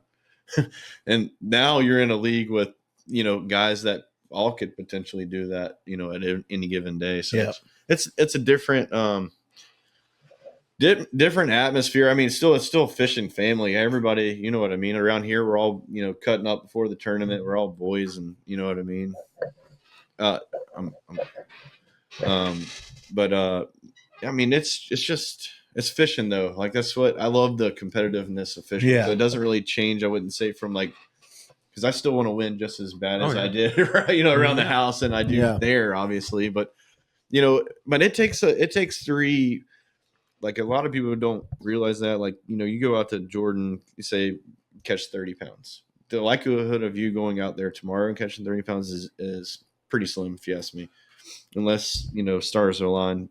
And that's the thing about that really opened my eyes out there, is like, you got to be pretty flawless. Like, if you think you're going to win one of those, like, every bite you need to put over the boat. Like, you know what I mean? When you're getting the bites, you have to capitalize. You have to make sure you got enough gas. I mean, there's a lot of variables, but to do it 3 days, the guy that wins that tournament did that obviously the best. I mean, there's no missed fish stories and stuff like that, because it's making right decisions, right time, right place, and then fishing clean. Yeah, exactly. And like that was my thing this year. I mean, this first year I ever fished without a net. I mean, that's like, you know, like coming from fishing team tournaments out there, and like you got like a 5 or 6. The smallmouth, God. Yeah, I wish I had like a dart gun. Tranquilize it. Because like you go to get your hands on them, and like they're gone. And they're like tail walking. Like the last day I lost like 2 3-pounders, which and I only weighed in 4 fish. So it's just little things like that, like that you don't think about till you're in the moment, and then you're like freaking the hell out, because like you're like, I gotta have this fish, and you know what I mean? Like, it's just a lot. I mean, in all reality, it's I think I was telling you guys, I was out there like talking in the third person to myself, like, all right, Josh, you signed up to do this, little big shot, like, how much you catch back? But I mean, it's just you're out there, and you're like, hey, dude, like, you know, this is professional. Like, you're not catching shit right now. So you might want to catch some stuff. I'd be good not having that, because I usually tell Trey to get away. Yeah, his eyes are panic because a 6-pounder comes over. No, I boat flip everything. So like, if I get them coming, they're coming. I'm not stopping to get it in the net. And he'll be standing there, and I'm like, get out of the way. And then there's a 6-pounder, and Trey's like, oh, I flipped that 5-pounder at Saginaw smallmouth, and I thought it was little because it never jumped, and I just wouldn't. midair. I'm like, Oh no. it didn't break my rod or the line, and it landed in the boat. But it never jumped, and it was just not fighting. When it came up, I just was like, well, I'm just going to swing it in the boat. Yep, not a good idea. Which worked out. One of the things that worked Boat out. flipping. People will be surprised. You can swing that smallmouth in. Yeah. You can swing some big fish in. Oh yeah, yeah, I've boat like you flipped said, if 6-pounders. they're coming to you, Yeah. it's easy.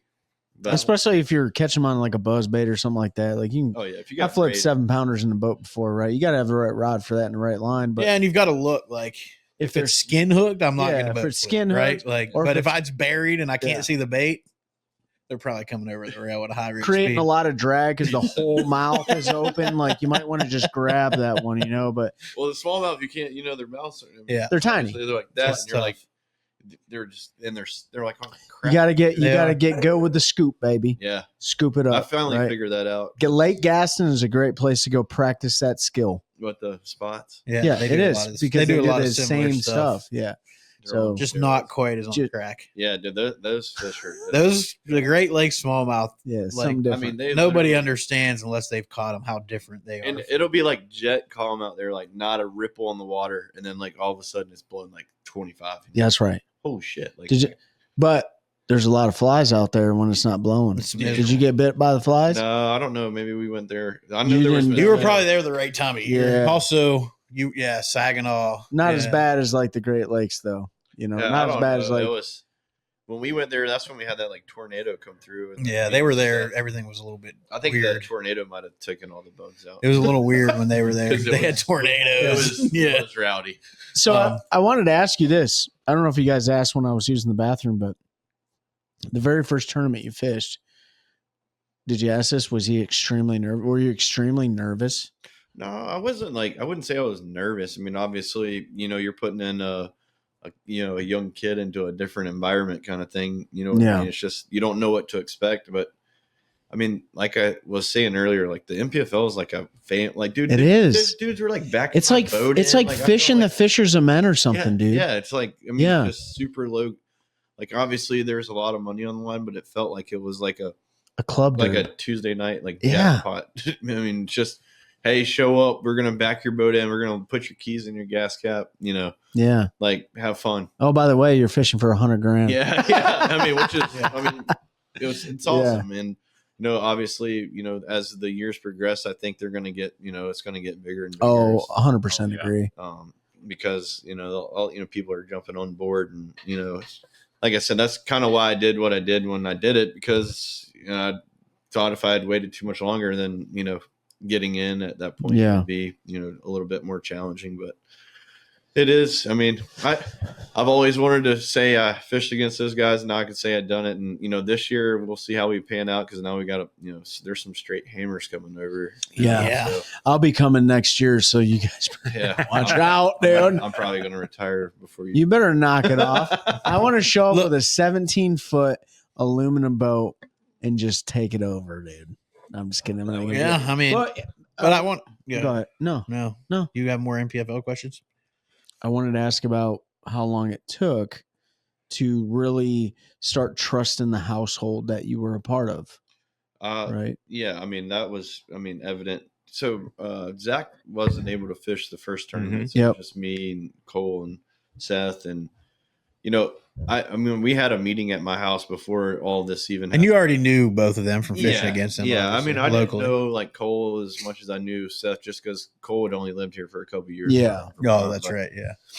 And like me and Seth talk all the time. Like me and him are like best friends. You now. talk all the time, or does he yell all the Well, time? that's funny, because Cole's first word out of his mouth every time we go somewhere, Seth will say something like, "Why are you yelling at me?" Yeah. It's super easy to get Seth wound up. It is. I did it at the Yes. Raleigh show the entire weekend. Yeah, But I mean, like I could tell right off the bat, like I mean, we're all out there. You can't do it without a team. I agree. I mean, you really can't. And then and if you look at like the the other guy, like the Elite Corvish Series, Lees, and, BPTs. you got or- Walters and Cook and all those guys. Like those guys they're all helping each other. I mean, you ain't got to give them your juice. You know what I mean? right, it's but like, you can help. say, hey, like they're biting chatterbaits, on the side of the dock, or they're biting a swim jig doing this. You know what I mean? Mhm. Biting a crankbait Yeah. doing this. But I mean, in all reality, like I'll be honest with you, we even like share spots. Like, I mean, Sure. there's even places I'm like, dude, I can't get there. Like, go get them. Yeah. And then tomorrow, maybe I can get there. You know what I mean? Yep. It's like they've, and at that point, like, that's when you can like trust these guys and everybody. Like, I'm known for offshore fishing. Steph's known for fishing the bank. Same with Cole and Zach can. I mean, that dude's a hammer. He just does that dude will Yeah, just catch does them everything. anywhere, But I grew up around here. I can catch them on the bank. It's just I don't. If I can find a way not to catch If you them. can find a brush pile, you're getting after Yeah, it. exactly. Maybe Yeah. it's just. But like, so everybody kind of brings something to the table Sure. there. So, Yep. one tournament I might not be as much help, but the next one I might, like, I know at Hartwell, I was like, you guys got to be doing this. And Gotta hit kinky that's piles, when I was dude. there, like, Yeah. like, and I was over there, like, feeble with my back.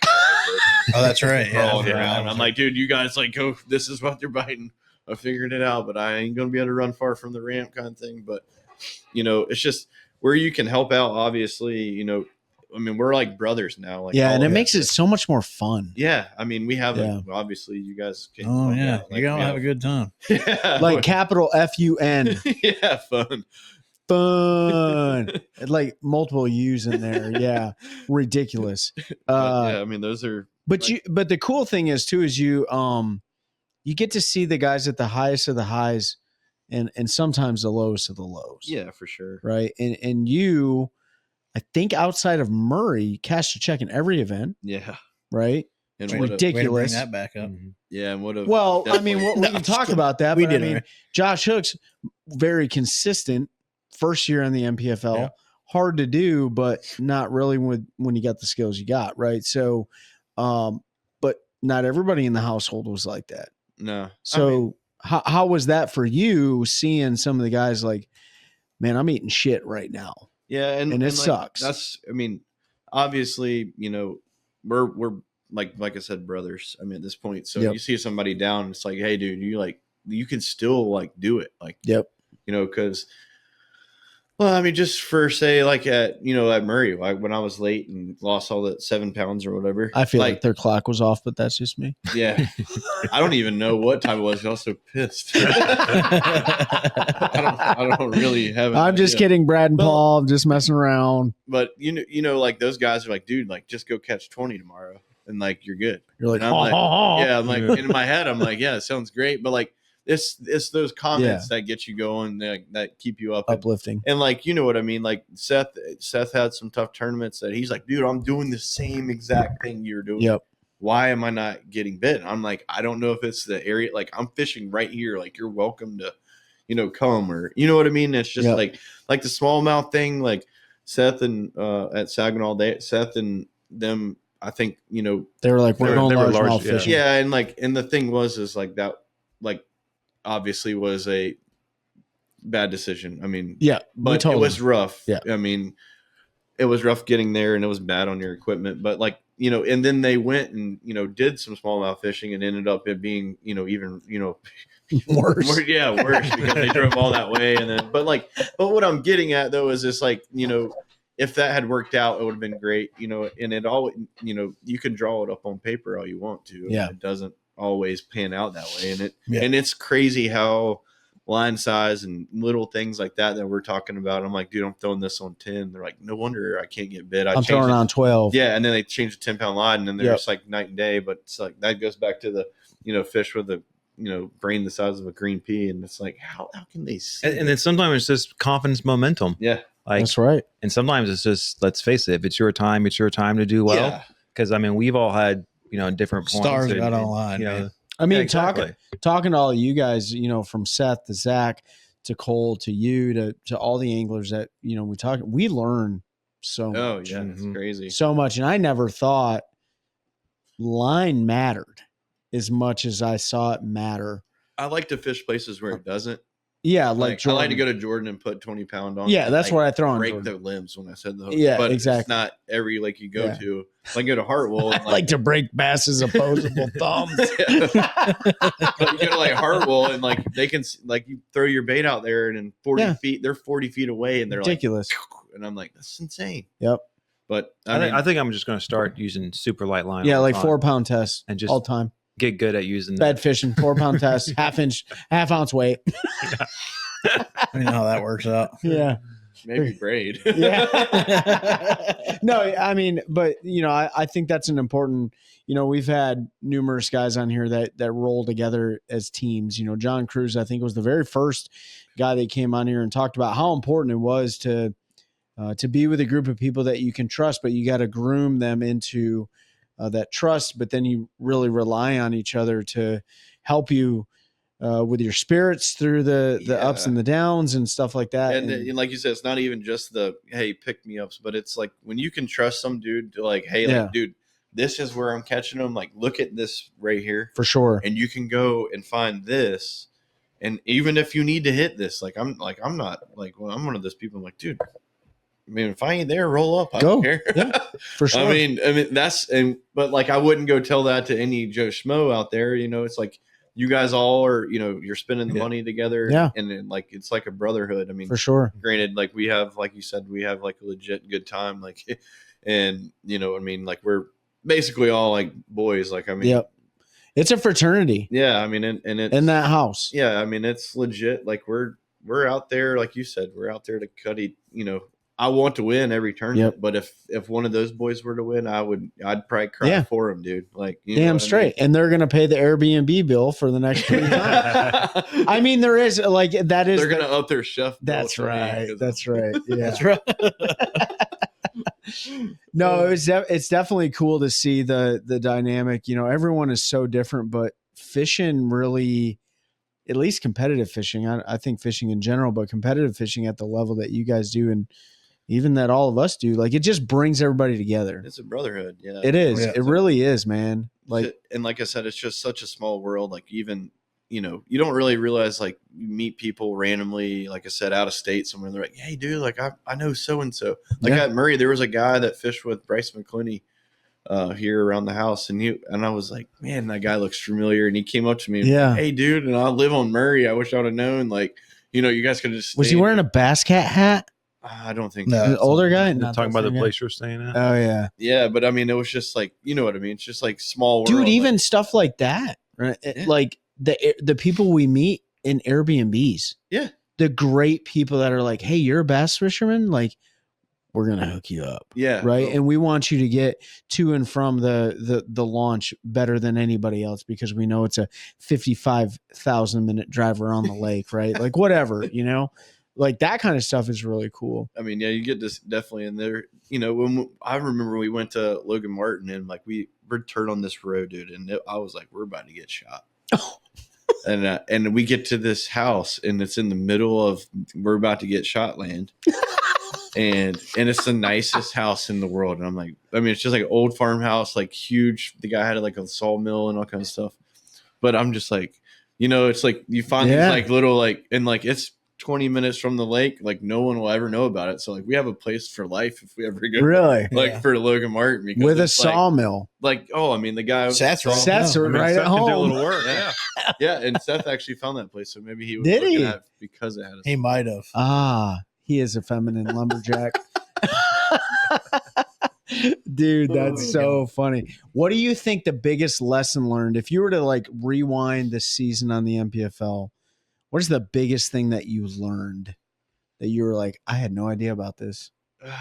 I mean, so I mean, obviously, like we were talking about with my goal was to make the championship and cash a check. You did that. And I all but did it because of mechanical stuff that was preventable. Mm. And I think that right there was the biggest like eye opening, because no matter how much fun you have and how good the fish are biting, if your equipment ain't working where you can get back to the ramp, it makes no shits. Yeah. I mean, so did you make any changes for the 2025 season? I mean, all I needed was a jump box that was, what I mean? Like it wasn't like in your truck. Yeah, that was in my truck that I could see, that's how close I was. But it's you have to, and that's another thing going back to like, you got to put 3 days of, stuff together. It's not only like not losing fish, it's making sure your batteries are charged, your little odds and ends not having, because even if I had a set of jumper cables in the boat, like something simple that could have been prevented. So you get what I'm saying. It's just, for sure. It's just,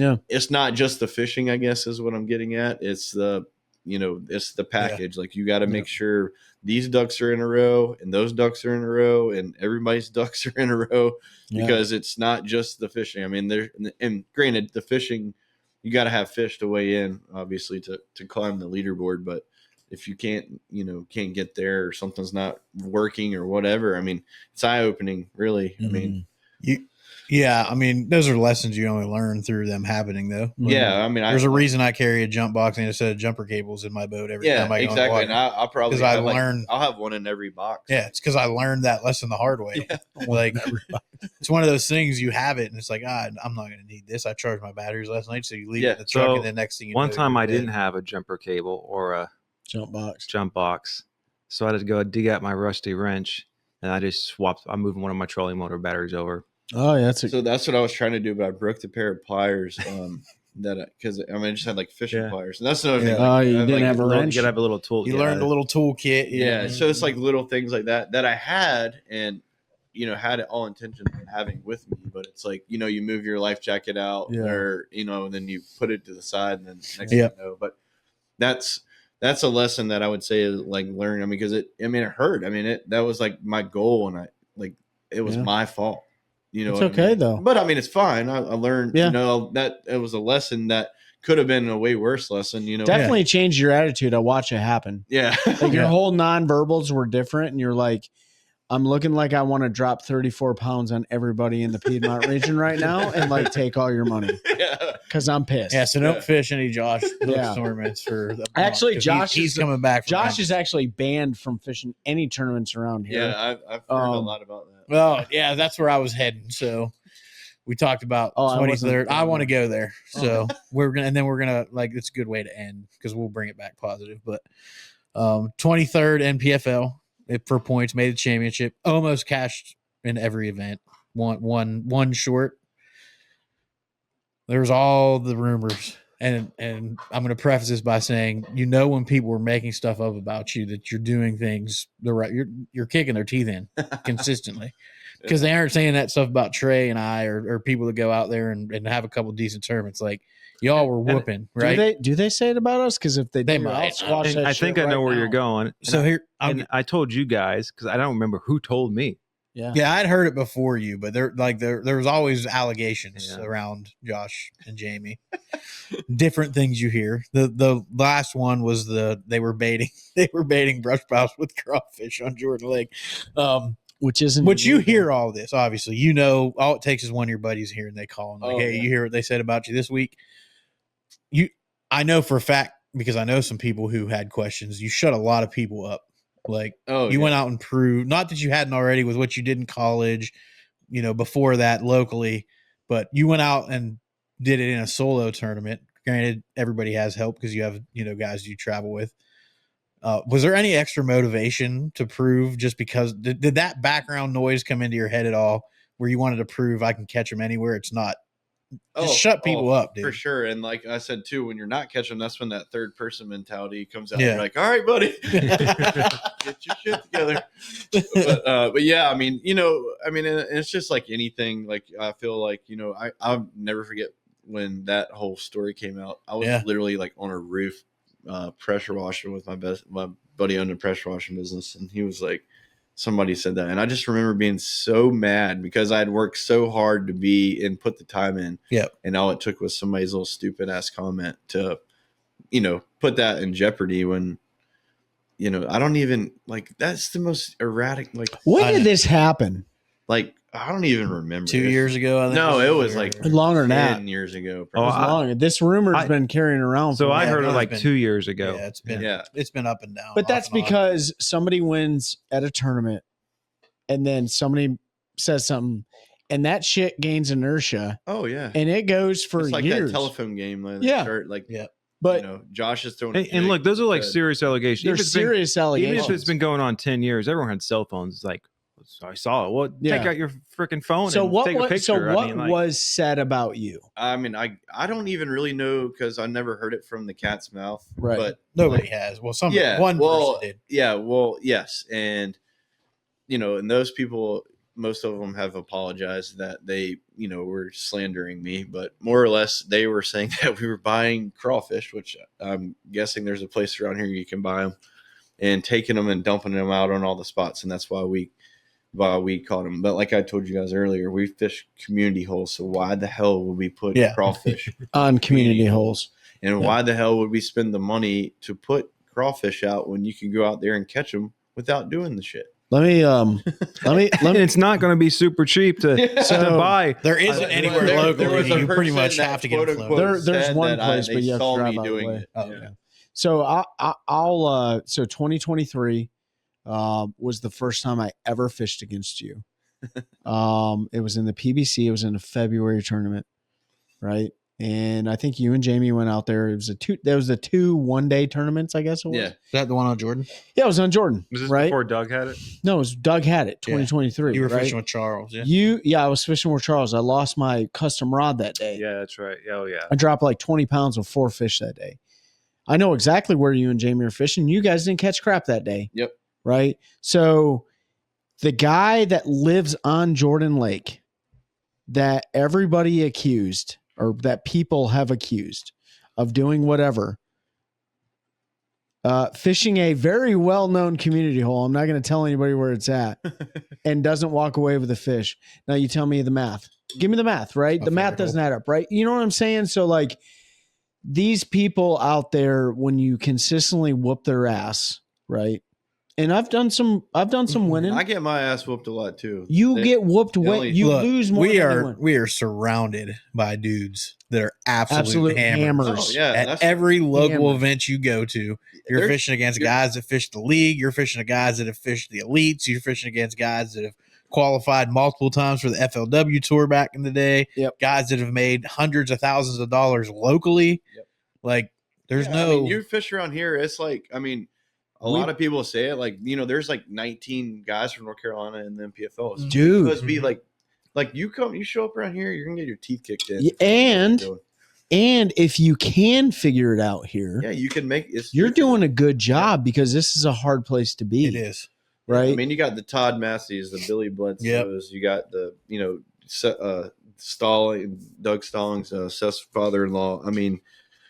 Now there's some younger guys catching. Yeah. It's just like these guys, Brandon Gray, Tyler Trent, like all them guys, like Tyler Trent, dude, I've beat him on bugs. Yeah, I was gonna say that dude's an animal, man. And luckily, and for me, I was Corbishley on falls. Yeah, him and Bryson smash them and regularly. Yeah, and like it's the thing is like you're not like I used to say it all the time when you show up like at some tournaments. You just say you went to, Harris, like everybody there can potentially smoke your ass. Like, cause like everybody there is good. You don't go to a tournament and there's like 50 chance that you're going to win. Like you're going to, all the stars are going to have to align just like it in the NPFL, like 3 days worth of stuff. That's like, right. You got to catch them like you have never fished. And you better catch them. You're never coming back. Like you need to catch everything. And that's what makes me the most nervous any tournament here when I'm doing well, because I'm like, man, if I have 20, what does Josh have? Because I'm whacking them. I fished what was it? What's Harris? Is it the Wednesday night? Yeah, Wednesday night. I fished with Doug in his boat one night, and you were out there. I think you dropped like 22 pounds. This was after the slot was over, and I saw where you're fishing. I'm not telling Doug. I can't tell Doug. And he doesn't scope either, right? And I was like, I know exactly what he is going to. If they're there and they're biting that certain couple baits that I know they like, I'm like, he's going to have 20 plus. And sure enough, dude, you came in. But I think, Pete, you asking that question about the rumor bullshit, right? And it is bullshit. Total bullshit. And we don't know any better, right? We get caught up in it too because we're like, oh, that guy's a cheater. Before we didn't even know you, right?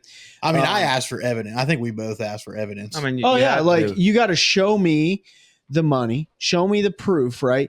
And then, for everybody out there that's listening and watching, like Josh has fished the Piedmont region, taking a lot of your money, taking a lot of money. I think he's taken my money. He's taken one time, multiple times. which I appreciate that. Yeah, don't bother me. And then he fishes. There's worse people I could we're donate still to. friends. He fishes a full season on the NPFL, and he cashes a check 5 out of the 6 times. So I'm pretty confident that he didn't go bait all the brush piles with the crawdads on every single lake. I wish I had all the time that these people think I got. Right? So, hey, people, get over it. Some people can just fish. It's pure jealousy. And they just figure It it is. out. It's jealousy. I mean, it's look at that in the NFL right now. Right. The Chiefs. Right. It's all because of the refs. We've got an It's- episode that's coming in a couple weeks where we're People going to talk. are- We're going to talk a lot about this jealousy thing because we've got a guy that has some really good insight into his thoughts, and I think it's going to help people. So The last thing I'm going to say on this is, guys like you and Seth and Cole, us, yeah, you people. we when you're good to each other, we share information with each other to help make us better. Absolutely. That is the one goal thing is. that I've noticed. Like I didn't meet Seth until the first tournament this year, or this past year, right? Our first tournament. Our first the tournament, Fisher's Men, right? yeah. Fisher's Men. I never met him before. Man, we had a great conversation, Yeah. right? And I think it, Was he yelling? he yelled at me. he yelled. He's very tall too, and so He yelled at me at Raleigh show. That's Yeah. when I met him the first But time. I think the point is if you're going to sit there and accuse people of things, then just expect to never have a favor or any reciprocal information be given your way. Yeah. Right. When you're sitting here and be like, hey, dude, talk to me a little bit. Like, let's whatever. I can tell you, we will all work together to take your money. Yeah. It's going to happen. Right. Yeah. And so that's where people tend to isolate themselves. And so, dude, I just want to say, like, meeting you guys this year, meeting the D team, getting to know all of you, like, and seeing you guys take everyone else's money. That was awesome. Dude. And I can't wait for next year. Last this thing year, really. I want to say, and you're going to hear this again in a couple weeks, is the general public sucks at fishing, right? Like they don't have, and I don't mean they suck. They don't have the time. They don't have stuff figured out like a lot of folks do. So they go to websites, internet boards like BBC, whatever it is, to try to get information because they want to be successful, right? Why you got to be a child, man? Why you gotta be a child? But they go to these places, right? And they're trying to get information because they want to go out and be successful in the water. And I think the mentality that's different here, and when you meet Seth, you meet, anybody on the D team, Yep. Cole, you meet any of these guys in the Any of the NPFL, guys. really, like most of the guys, they want everybody to be successful. Like I want everybody to go out and catch fish. Heck yeah. I know there's certain things that I don't give out on the podcast, and that's because there's certain things that I don't give out on the, like there's things that I need to keep close, Sure. but I'll tell you 10 other ways to go try to catch fish and That's you right. could be successful. Right. And it's jealousy. Like Yeah. people get jealous because they can't go out and do that. So they start clearly, if they can't go do it, then the person that is doing it is cheating. They're doing something that's not right. So just don't get caught up in that. And if you have people coming to you with rumors about other people, ask for proof because those are serious allegations. Well, the same person that started that rumor also, like in the springtime, like beat my ass like bad out there. Had like 20 something pounds, and I had, like you said, a day where I had 0. I mean, or one bite all day. So it's like, Yeah. I wasn't out there saying the same thing about, it is what it is. It is what it is. Rich, I just wondered if there was a little extra motivation. Oh, 'cause for some sure. of that I mean- stuff, like I said, some of that stuff resurfaced right before you went out because we heard about it from people that Oh, were already sure. in the league. Like, hey, you know anything about this? And we were like, rumors, dude. Like, Yeah. I highly doubt this person's out there doing it. People need to be very careful about what they say too, Yeah. because It's a small community. Josh talked about it earlier in the show. Like, he's not one to go out and hunt for sponsors and do all this tech stuff and things like that. A lot of these guys that have non-endemic sponsors, and you guys can correct me if I'm wrong here, but your word means something Yeah, to Sure. your reputation and the way that even you, endemic sponsors. yeah, and endemics, and the way you carry yourself and your reputation, like those things matter. And so if you're that person, right, that's out there trying to tarnish everybody because they're catching them and you're not, like, I feel bad for you, and I hope you don't do that, because Do better. these guys' livelihoods ride on that, Yeah, right? for sure. I mean, So it's an important rule, and I would say something very differently if I was on a different podcast, but Yeah. we're on this podcast, Yeah, right? It might be on our Patreon podcast. Yeah, do it on the We're Patreon gonna account. keep it G-rated. Keep it But G. what event are you most looking forward That's to what I this was year? about. That was my I know I question. stole your Yeah. thunder. I mean, we talked about St. Lawrence just because I like smallmouth, but I would say probably that one. Yeah. But That's I fair. mean, And now looking Not- forward to Norman. I hate Norman. Me too. I really hate that place. I've always done well there. I like it, but I because hate it. I'm just not a big dock guy. Yeah, same. Like at Same. Missouri at Ozarks, I literally went and fished like the part of the lake that was a state I didn't park know that. because I hate it. you still I mean, cashed a check. Yeah, I mean, Yeah. because I just hate it. Like I don't like being. I don't know. Docks are unnatural. That's the Yeah. one I picked too. Was St. Lawrence. When Seth Paul loves asked us. docks. Yeah. Seth Oh doesn't. yeah. Well, and he's nasty. He loves structure, and if the dock is the structure, See, I'm a that's- structure fisherman, but I like catch my fish like They're also closer to the bank. Seth gets scared if he's more than like 30 feet off the bank. Yeah. He starts to get Sure. nervous. I mean, he might not honestly- be able to swim. I don't know. Honestly, they're all gonna. I mean, I feel Abominals don't float. Santee is either gonna be really good or it's gonna be really Yeah. bad. I think it's gonna be really good. Depends Yeah, on weather. Yeah, and then I mean, like Norman can go either way. Yeah. Douglas. I mean, Norman's gonna be good because I'm sure they're gonna be on the bed. Yeah, they Uh, probably would. Yeah, and be. you But I know- don't like to bed fish. I can't see as it is. So, Yeah, Yeah, but you don't, Douglas will be good. they won't all be on the bed though, so you'll No. be fine. No, we'll be good. Douglas will be a good one. Yeah, Douglas will be fun. I don't know anything about Douglas. Eufaula should. It's the one you be drive over on the way pretty- to Knoxville. I do know about Douglas. That's all he knows about Douglas. But Logan Martin at the end of the year in September with no live scope. That's gonna be a tough. One. That's going It's to gonna be a grinder. a bad one. think. I hate that think so? cliche term. It's gonna be a grinder. You don't think they're going to be in a way that you can catch them by the minis? Is it early September or It's like, but I mean, that place gets pounded. Yeah, it gets hammered, and you're not gonna be able to. yeah? yeah, it's gonna be Like, tough. I mean, I think it's going to be a lot of. I mean, you probably can get on like a school invite maybe somewhere. And I've Yeah, but heard you know there's what? the crabs. problem is the way those schools you- move you around. fi- Like you you're not gonna be able fish- to keep you up with fish them. the we got to be Piedmont careful region. too. Yeah, And you know how to fish for fish. yeah, They get absolutely like hammered all year. yeah, for sure. I mean, I'm just saying the time of the year there. I think just throws. I- The way those I lakes set think- up, Rent. like I we're think not that's talking gonna be specifically one of your about better Logan. events. yeah. We're not talking specifically about Logan Martin, but that chain of lakes that time of year can be. Yeah, just hard. It can I be mean, This is difficult. like at Jordan. You go from 30-pound bags to, you get into September and like 19, Sceners, 17. Sceners are good. Yeah. Yeah, So I mean, I it's mean, just- shoot, we cashed a check with what, 17 pounds there, and yeah, Jesse Wise, I think, won with 22 pounds, and Corbusley was like, "F this," and he was out, dude. yeah. I mean, we'd have been right there if I that would. Oh, he foul hooked like a 6-pounder, yeah, but we tossed her back, obviously. yeah. I mean, it's just one of those things. Like, you know what I mean? It's Yeah. that time of year. It's just Yeah. no, unless you're at the up Yeah. north somewhere. I feel like it's tough everywhere. Yeah. It is. I love fishing around here in September, though. Yeah, I mean the numbers are out. Numbers are biggins. Yeah. Yeah, like I hate that's it. that's a different story. but they're just, and it's hard to keep them alive. I hate it because Time there's of so year. much dang bait. Yeah. Yeah, There's so much bait that it's hard I to. love we. I thought we were going to get a shad kill at Jordan, which I know a little bit of it died. We got a little. There was a little one. Yeah. but I don't think I we don't. got What happened any. on Harris? It was, Anything? it was You a didn't think- couple of degrees away. There was from ice it over on being- some of the lake when I was driving up. I there don't think all- Harris got a kill this year, though. No, and a lot of people are like, "Oh, that's so bad." I'm like, "No, It's if not. you don't get a shad kill, You need a We get. you need I a don't. good kill. I don't think people understand the amount of shad that we get in these lakes. Dude, and when- Unless they've the year seen after a shad kill, you told me that the fishing isn't better. Harris was great. Oh, they had that for one sure, 2 years dude. ago. We mashed them. Yeah. Was it 2 years ago or like 4 years ago? It was 4 years ago It was because 4 that years long? Yes, because the 4 years. PBC, because I had a club tournament out there. That's when I caught my PB in practice. Didn't catch a single. You fish in guys the fished it. tournament. You and Jamie fished and it. didn't you? that's the one. The PBC.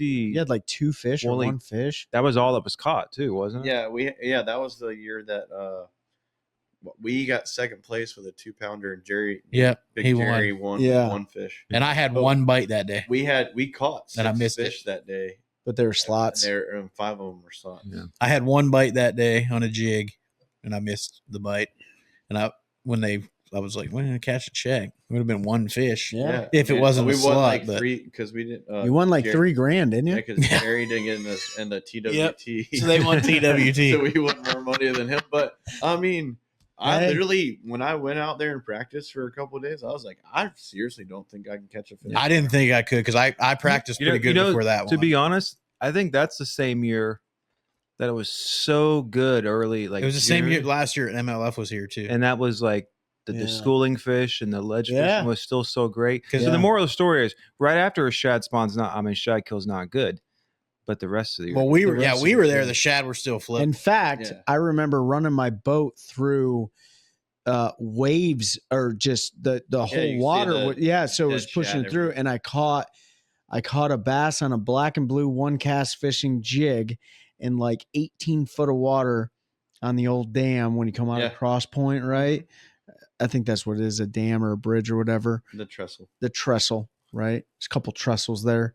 And I caught it in January right there after that big shad kill, dude. And it was dope. It was like a 4-pound I didn't fish. catch anything. Yeah. So And I that, said That was the most miserable The only tournament fish I've I ever caught fished all in my day, life. dude. my buddy Hunter, you know, that you Yeah. guys met. yeah. He The lives intern. he lives down the road, and he called me earlier. He's like, "You want to fish Jordan this weekend?" I was like, No. "No, I'm sorry, no, man. it's Like, fishing like crap right now. and like I'm just not a riprap guy. Like, Nah, I mean, I'll go fish riprap at another lake, but it just Yeah. I'm like, Well, you have to get in line at Jordan to well, go. Yeah. and like, and you still, I don't care how much stuff you know about that place, you still are going to get your ass handed to you by that riprap Yeah. every Yep. time. I don't. Well, they've I'm not seen good on it. 7,000 baits not that good day. on it. Hell, I lost to the riprap the last PBC championship I fixed. We had like 27 pounds. Some dude caught 28 off the corner, 64 on a spinnerbait. I know. That was 2021. Yeah. Yeah, Yeah. 21. That was when Crazy. BPT was here. So last, yeah. we're getting close to the end here. You said that you're looking forward to obviously the smallmouth ring for And 2025. that's honestly because I don't get to do it a lot. 100%, 100%. I Yeah. just enjoy it. And they're fun to catch. Yes. For those who support you the most, who are some of your biggest supporters? And shout them out so everyone can hear. There's actually my main sponsor is Toby Loss. He's a big swim bait fisherman around here. Really good dude. Does roofing. He helps me out at he does a lot of work for me. But I know he definitely needs a shout out because he's my boy. But Mhm. was gonna say too. I don't know if you guys have D&Z Game Reaper baits. They're out of Sanford. The guy that makes D&Z scope mounts. I have not. I've been working with him, and we're actually going to come out with a line of baits that I'm going to basically test for 6 to 8 months, make Really? sure they're the legit. But it's just a local run place, but he owns it's a machine shop in theory, so he makes all his own molds. He can Wow. make anything. He can make any colors, and I will tell you, I haven't used anything that I haven't caught them on. I mean, we just came out with a 11.5-inch like bullworm that literally you can put on a shaky head and it sits like this in the water, and it doesn't matter. They float. They actually all float without hooks in them. And I mean, just that guy has helped me. Tim is the owner. He's helped me out a lot. But there's going to be some good things to come from that. From that. I need some of those bullworms. Yeah, I know. I'm going to tell you. I'll show you a video. I saw of the it video there. you posted. And Yeah. it's like I went and talked to him in his office for like 45 minutes and came back out, and the worm was still sitting like this. Okay. No one else listen to that. I mean, I'm cutting this I up. always felt it's catch-22 when you design Right. something that those I'm guys gonna have beep done, and it's the like, name of the worm out. I literally just don't want to tell anybody, but Yeah. I want it. Yeah. I want them to, obviously Be successful. be- Yeah. exactly, because if it wasn't for them, we talk about like a team, like the sponsors. It's not physically possible without it. Without help. Sure. Yeah. It's just unless you're a millionaire or something, which. Which none of us here are. Yeah, I mean, I work just like everybody else does, but my dad has a mineral company, Hooks Outdoors, that we sell. Don Higgins is the owner, but it's Real World Wildlife Products. Dad helps me out where he can.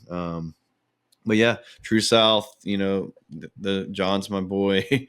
Jeremy at JB Custom Rods. JB, when he was alive, he was really the first dude to ever really have faith in me. I've had plenty of rod offers throughout the years, but I just don't have it in me to leave just because of the sole fact that he gave me my first 5 fishing rods That's awesome. that I ever had, like custom built or whatever.